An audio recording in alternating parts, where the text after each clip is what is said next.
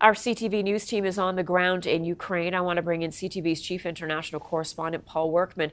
Paul is in Kyiv this morning. Paul, how is this day being remembered where you are?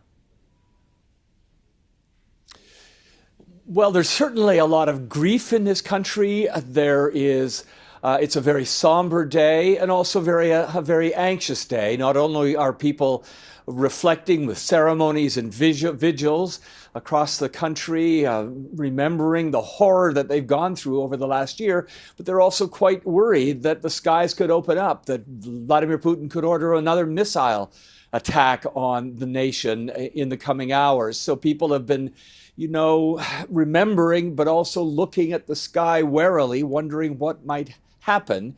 We heard from the president this morning, Volodymyr Zelensky, with an early morning tweet put out before dawn here, saying that his country, the millions of people in this country, had chosen not the white flag of surrender, but the blue and yellow flag of Ukraine, and that it would continue to fight until its military was able to push the Russian forces out of this country.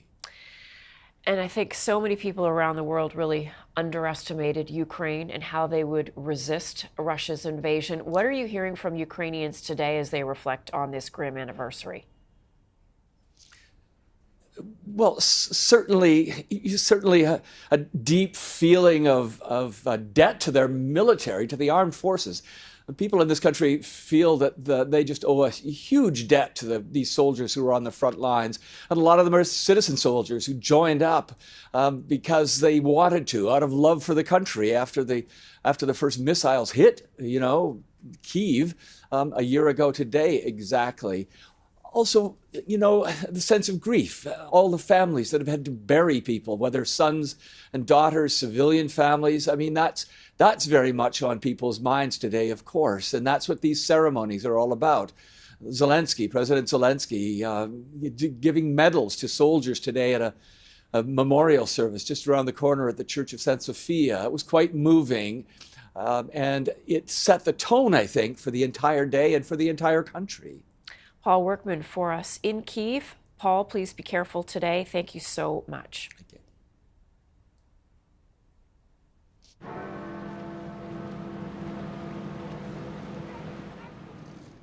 British Prime Minister Rishi Sunak led a national moment of silence to mark the first anniversary of Russia's invasion of Ukraine.